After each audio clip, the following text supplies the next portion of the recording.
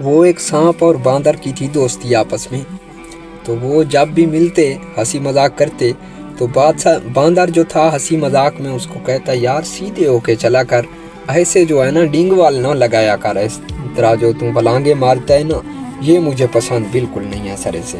تو سانپ اسے اپنی زبان حال سے کہہ دیتا یار ہاں سیدھے ہو کے چلیں گے، تو باندر چلا جاتا اپنی کیہاں، سانپ اپنی کیہاں۔ تو اس طرح چلتا رہا سلسلہ، جب بھی بار بار ملتے تو باندر یہی تذکرہ کرتا یار سیدھے ہو کے چلا کر تو سانپ اسے کہہ دیتا ہاں یار ہم بھی سیدھے ہو کے چلیں گے ایک دن۔ تو اسی طرح ہوتا رہا سلسلہ، چلتا رہا آگے بڑھتا رہا۔ تو ایک دن جو نا باندر آیا تو سانپ سیدھا ہوا پڑا تھا۔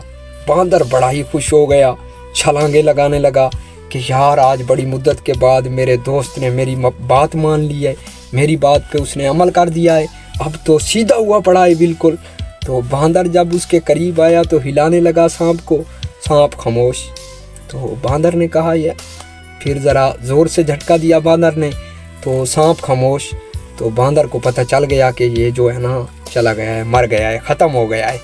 تو پھر باندر ہنسنے لگا، اس کو کہنے لگا کہ یار سیدھا تو ہوا ہے تو، لیکن مر کے ہوا ہے، زندگی میں نہیں ہوا، میری تو نے نہیں مانی۔ سیدھا تو ہوا ہے تو، مر کے ہوا ہے، یعنی مرا ہے تب سیدھا ہوا ہے تو، میری مان کر نہیں ہوا یہ، باندر نے کہا۔ باندر چلا گیا۔ تو اسی طرح میرے بھائی اور دوستو ہم نے بھی سیدھا ہونا ہے۔ افسوس اگر ہم مر کے سیدھے ہوئے نا تو بہت ہی گھاٹے کو چلے جائیں گے۔ ہمیں چاہیے کہ ہم اپنی زندگی میں سیدھے ہو جائیں، اپنی زندگی میں جو ہے نا جیتے جی اگر سیدھے ہو گئے نا ہم تو پھر جو ہے نا ہماری زندگی سنور جائے گی۔ اچھا میرے بھائی اور دوستو، پھر اس باندر نے کہا کہ زندگی میں تو آپ سیدھے ہوئے نہیں ہیں، مر کے سیدھے ہوئے پڑے ہو، اب آپ کا سیدھا ہونا کسی کام کا نہیں ہے۔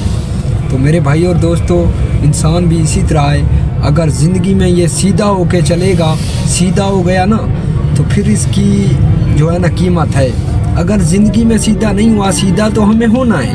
افسوس اگر ہم مر کے سیدھے ہوئے نا تو پھر بہت جو ہے نا نقصان پائیں گے ہم۔